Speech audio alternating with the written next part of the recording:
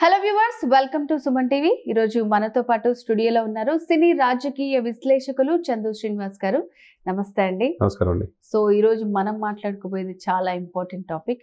చాలా మంది మనం సినీ సెలబ్రిటీస్ ని చూసుంటాము, రాజకీయాల్లోకి వెళ్ళిన వాళ్ళని.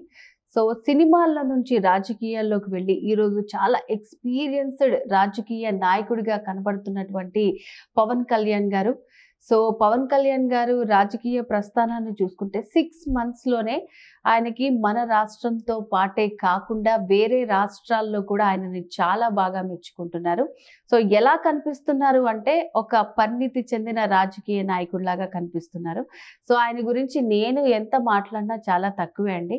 సో ఇప్పుడు అలా అనుభవం రావడానికి కారణాలు ఏంటండి? ఆయన తిన్న దెబ్బల పడిన కష్టాల ఏంటంటారు? మీరేం చెప్తారు? అనేక అవమానాలు, అనేక అవహేళనలు, అనేక దెబ్బలు. ఆయన విమర్శించినట్టుగా ఏ రాజకీయ నాయకుడిని విమర్శించలే. ఎదిగే కొంది ఒదిగే లక్షణం ఆయనలో. ఈ రోజున ఇంత రాజకీయ పరిపక్వత దేశం మొత్తం అతని వైపు ఎందుకు చూస్తుందంటే అండి, అతనిలోని ఓర్పు, అతనిలోని నేర్పు, అతనిలోని కూర్పు, చేర్పు. ఓర్పు, నేర్పు, చేర్పు, కూర్పు కలిస్తే పవన్ కళ్యాణ్. ఆయన ఆవేశపరుడు, ఎక్కడ గెలవడన్నారు. కార్పొరేటర్ కూడా గెలవడన్నారు. మరి 2 చోట్ల ఓడిపోయాడు 2019 ఎలక్షన్లు. అది గాజువాక కావచ్చు, భీమవరం కావచ్చు. మరి 2024లో ఎందుకు 21 స్థానాలు 21 గెలిపించుకొని 100% స్ట్రైక్ రేట్ తెచ్చుకోగలిగాడు? 2 ఎంపీలు గెలిపించుకొని 100% స్ట్రైక్ రేట్ తెచ్చుకొని దేశ రాజకీయాల్లో ప్రధానమంత్రి మోదీ గారు కూడా 3వసారి అవడానికి కారణం ఏంటి చెప్పండి? అంటే ఆ ఓర్పు ఉండాలి. ఓర్పు. పవన్ కళ్యాణ్ ఒక ఆవేశపంతునే చూశాడు. రాజకీయాల్లో పనికిరాడు, ఆయన అసెంబ్లీ గేటు కూడా దాటనేమని చెప్పి రోజా ఏమైపోయింది? అసలు అనుభవమే లేదానికి, అసలు రాజకీయాల్లో రాణించలేరు అని అన్నారు. రోజా ఏమైపోయింది? గేటు దాటనేమన్నారు కదా. కొడాలి నాని ఏమైపోయాడు? అంబటి రాంబాబు ఏమైపోయాడు? పేరు నాని ఏమైపోయాడు?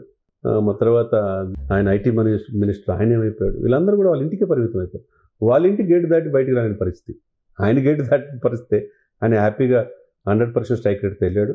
అటు 4 దశాబ్దాల అనుభవం ఉన్న చంద్రబాబు నాయుడు గారిని కూడా సీఎం పదవిలో కూర్చోపెట్టగలిగాడంటే అది మోదీ గారి మనల్ని పొందాడంటే, మోదీ గారు ఈయన పవన్ కాదు తుఫాన్ అని చెప్పేసి పార్లమెంట్లో అన్నాడంటే దాన్ని బట్టి మనం అర్థం చేసుకోవాలి.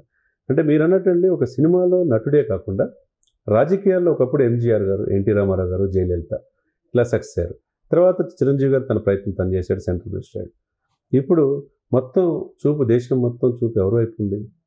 పవన్ వైపే ఉంది. ఒక తెలుగు వాళ్ళకి మనం గర్వపడాల్సిన విషయం. ఆయన చదువుకున్న ఇంటరే, ఆయన సమాజాన్ని చదివాడు, ప్రజల సమస్యల్ని ఆకలింపు చేసుకున్నాడు. ఈ దేశానికి సుస్థిరమైన వ్యక్తి ప్రధానమంత్రి కావాలని కోరుకున్నాడు, మోదీ గారికి మద్దతుగా నిలిచాడు. మరి అంతే కదండి. మరి 100 కోట్ల మంది హిందువులకి 145 కోట్ల జనాభా ఉంటే 100 కోట్ల మంది హిందువులకి హిందూ సనాతన ధర్మ పరిరక్షణ బోర్డు ఏర్పాటు చేయాలని స్వాతంత్రం వచ్చి 7 దశాబ్దాలు అవుతున్నా ఎవరన్నా అడిగారా? ఎక్కడో లడ్డు కల్తీ జరిగితే 11 రోజులు ప్రాయశ్చిత్త దీక్ష తీసుకొని కాలినడకనెళ్ళి ఉపవాస దీక్ష విరమించుకున్నాడని. 4 భాషల్లో ఆయన మాట్లాడి హిందూ సనాతన కోసం అవసరమైతే నాకు పార్టీ ముఖ్యం కాదు, ముఖ్యమంత్రి ఉప ముఖ్యమంత్రి పదవి ముఖ్యం కాదు, నా హిందువుల సంరక్షణ ముఖ్యం అన్నాడంటే ఆయన ఎంత గట్స్ ఉండాలి. మరి తెలుగు రాష్ట్రాలే కాకుండా నార్త్ ఇండియన్లో కూడా విశేషమైన ప్రజాదరణ పొందాడంటే ఆయనలో పరిణితి చెందిన రాజకీయ నాయకుడు మనం చూడొచ్చు కదా. ఎక్కడో మహారాష్ట్ర ఎలక్షన్లో వెళ్తే అక్కడ కూడా స్ట్రైక్ రేటు 100% చూపించగలిగాడు. రేపు ఢిల్లీ అంటున్నారు, బీహార్ అంటున్నారు, తమిళనాడు అంటున్నారు. 13,336 గ్రామాల గ్రామ సభలు పెట్టి వరల్డ్ రికార్డ్ సృష్టించారు మేడం ఆంధ్రప్రదేశ్లో. తన సొంత డబ్బు 400 గ్రామాలకు 400 లక్షలు ఇచ్చాడు, 4 కోట్ల రూపాయలు. వర్షాలు వస్తే 2 రాష్ట్రాలకు 2 కోట్లు ఇచ్చాడు. ఎవడన్నా సహాయం ఇంత చేసేవాళ్ళు ఉన్నారా? ఎక్కడ గెలిపించకపోయినా 34 కోట్లు తన బిడ్డల డిపాజిట్లు కూడా తీసేసి 34 కోట్లు కౌలు రైతులకు ఇచ్చాడు. 100 కోట్లు సహాయం చేస్తుంటాడు. సరే, గెలిచిన తర్వాత ప్రభుత్వం చేయొచ్చు కదా, కానీ మన సొంత డబ్బు ఖర్చు పెడతాడంటే పరిణితి చెందిన రాజకీయ నాయకుడు ఆయన చూస్తున్నాం కదా. ఎంతోమంది రాజకీయ నాయకులు వస్తుంటారు, పోతుంటారు. ఈరోజు స్వపక్షుల విపక్షులాగా లా అండ్ ఆర్డర్ సరిగ్గా లేకపోతే మీకు చేతకపోతే చెప్పండి నాకు హోమ్ మినిస్టర్ ఇవ్వమంటున్నాడు. అంటే సొంత పార్టీని ప్రశ్నిస్తున్నాడు.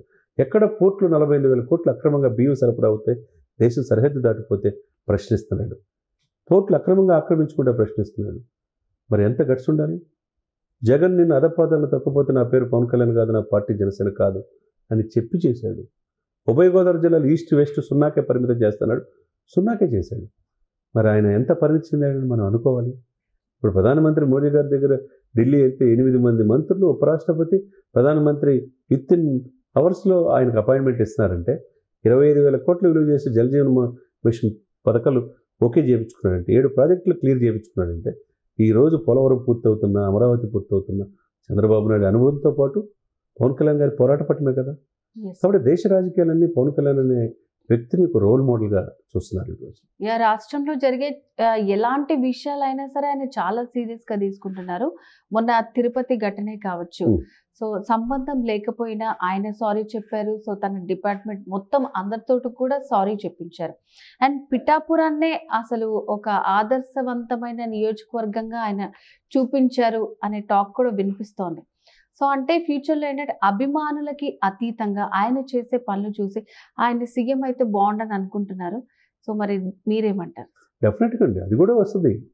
ఎందుకంటే ఇప్పుడు త్యాగాలకు త్యాగాలకు సిద్ధపడాల్సిన అవసరం పవన్ కళ్యాణ్ గారికి లేదు. ఇప్పుడు స్వపక్షంలో 21 సీట్ల కూటమే కదని ఏం తప్పులు జరుగుతున్నా చూసి చూడనట్టుండడానికి ఆయన అక్కడ ఉంది పవన్ కళ్యాణ్ గారు. మరి ఎందుకు క్షమాపణ ఆయనే చెప్పాలి? ఎవరు చెప్పలేదు కదా. తిరుమలలో వెళ్ళిపోయి తొక్కిసరాట్లో 6 చనిపోతే పరమ పవిత్రమైన ప్లేస్లో తప్పు జరిగిందని చెప్పి క్షమాపణ కోరుతున్నారు 2-3 సార్లు చెప్పినప్పుడు అక్కడ ఆయన చైర్మన్ నాయుడు గారు కావచ్చు, శ్యామలరావు గారు కావచ్చు, ఈవో కావచ్చు, జేఈఓ వెంకట చౌదరి గారు కావచ్చు, క్షమాపణ చెప్పాలిగా, చెప్పాల్సిందే అన్నాడు, చెప్పేశారు కదా. దాన్ని కొంతమంది ఎందుకు చెప్పాలని ప్రశ్నించే వాళ్ళు కూడా ఉంటారు. ఎవరు ప్రశ్నించడం కాదు, ఈ కూటమి అధికారంలో రావడానికి కారణమైన ప్రధానమైన వ్యక్తి పవన్ కళ్యాణ్ గారు. తన స్వపక్షంలో జరిగిన చూసి చూడనట్టు ఉండడానికి ఏం కాదు, అక్కడ ప్రశ్నిస్తా అన్నాడు. స్వపక్షంలో ప్రశ్నిస్తున్నప్పుడు అక్కడ 11 సీట్లకి పరిమితమైన ప్రధాన ప్రతిపక్ష పాత్ర కూడా ఈయన పోషిస్తున్నాడు.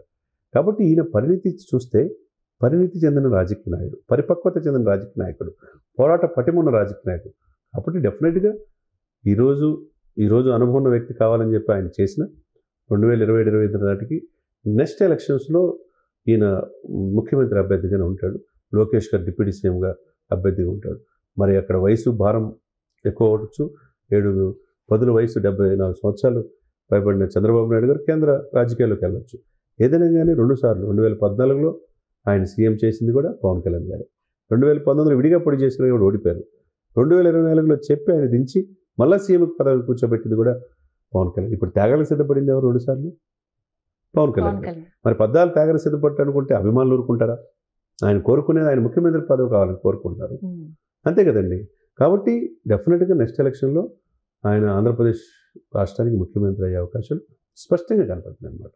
సో మీరు స్టార్టింగ్లో అన్నట్టు నిజంగా ఎంతమంది విమర్శించారో ఈ 6 నెలల్లో వాళ్ళందరి నోళ్ళు మూయించారని అనుకోవచ్చు అంటారు. డెఫినెట్గా ఇంకా 4 సంవత్సరాల 5 నెలల పరిపాలన ఉంది. ఎవరైనా ఉంటే ఒక ప్రామాణికంగా ఎవరు తీసుకోవాలంటే ఒక 2 years అయితే పాలన ఎలా ఉందో తెలుసుకోవచ్చు. కానీ నేను తీసుకుంది పంచాయతీరాజ్, గ్రామీణాభివృద్ధి, గ్రామీణ నీటిపారుదల, ఐటీ, అదే సైన్స్ అండ్ టెక్నాలజీ, అడవులు, ఇవన్నీ కూడా చాలా కీలకమైనవి. గ్రామాలు బాగుంటే దేశం బాగుంటుంది, రాష్ట్రం బాగుంటుంది. మరి గ్రామాల్లో ఎప్పుడు 22వ స్థానం ఉంది గ్రామాభివృద్ధిలో, ఇప్పుడు 2వ స్థానం తీసుకురాగలిగాడు 6 నెలల్లో. ఏ నిధులు ప్రతి ఇంటికి కుళాయి మంచినీరు సదుపాయాలు తీసుకురారు. రోడ్లు లేక అస్తవ్యస్తంగా వందలాది మంది గత 5 సంవత్సరాలు చనిపోతే రోడ్లన్నీ జరుగుతూ ఉన్నాయి. పంచాయతీలకి వాళ్ళ యొక్క ప్రెసిడెంట్లకి మంచి హోదా ఇచ్చి ముందుకు తీసుకెళ్తున్నారు. ప్రతి గ్రామానికి ప్రతి ఒక్కరు అకౌంట్ పుంటికి చేయటువంటి మామూలు ఉండాలి. అడవులు సంరక్షిస్తే ఎర్రచందనాన్ని ఎక్కడెక్కడ ఆపేస్తున్నాడు, ఆ స్మగ్లింగ్ కాకుండా. మరి ఇస్రో సందర్శించి సైంటిస్టులకు ఎలా వాళ్ళో యూత్కి తెలియజేస్తాడు. మరి ఇన్ని కీలకమైన శాఖలు తీసుకొని ఒకవైపు ఉప ముఖ్యమంత్రి, క్యాంప్ ఆఫీస్ కూడా ప్రభుత్వం రూపాయి కూడా ఆయన ఇచ్చేట్లా సొంత ఆఫీస్లో ఉండి ఆయన తాగే టీ కూడా ఆయన సొంత ఖర్చు పెట్టుకుంటున్నాడంటే ఎంత ఈ నేటి రాజకీయాలకి ఆయనకు స్ఫూర్తివంతుడుగా మనం చెప్పుకోవాలన్నమాట. ఓకే చందు గారు, మీరన్నట్టు నిజంగా ఆయన చాలా అవమానాలు పడ్డారు. నిజంగా అసలు ఆయన ఎక్కడికి అడుగు పెట్టలేడు అన్న స్థాయికి ఈరోజు అభిమానులు కోరుకుంటున్నారు. సొంత నియోజకవర్గాన్ని అంత బాగా తీర్చిదిద్దిన ఆయన రాష్ట్రాన్ని ఇంకెంత బాగా చూసుకుంటారనేది ఖచ్చితంగా ప్రతి ఒక్కరి మనసులో ఉంది. సో మీరు చెప్పింది కూడా ఎగ్జాక్ట్గా నిజం. సో అందరూ అదే కోరుకుంటున్నారు కాబట్టి ఫ్యూచర్లో కూడా అదే జరగాలని మేము కూడా కోరుకుంటున్నాం. ఎనీవేస్ చాలా బాగా ఎక్స్ప్లెయిన్ చేశారండి. సో పవన్ కళ్యాణ్ గారు ఫ్యూచర్లో ఎలా ఉండబోతున్నారు ఏంటి అనేది చాలా క్లియర్ కట్గా చెప్పారు. థ్యాంక్ యూ సో మచ్ అండి. సో వ్యూవర్స్ విన్నారు కదండి, చందు శ్రీనివాస్ గారు చెప్పినట్టు నిజంగా ఎవరైతే ఈయన రాజకీయాల్లోకి పనికి రారు అన్న వాళ్ళ నోర్లు మోయించి పవన్ కళ్యాణ్ గారు ఈరోజు ఒక పరిణితి చెందిన రాజకీయ నాయకుడిగా ఎదిగాడు అని చెప్పుకోవడం నిజంగా గర్వకారణం. సో ఇది వాళ్ళ స్పెషల్ వీడియో. మరో వీడియోతో మళ్ళీ కలుద్దాం. నమస్తే. సుమన్ టీవీలో మీ పర్సనల్ అండ్ బిజినెస్ ప్రమోషన్స్ కోసం కింది నెంబర్కి కాంటాక్ట్ చేయండి.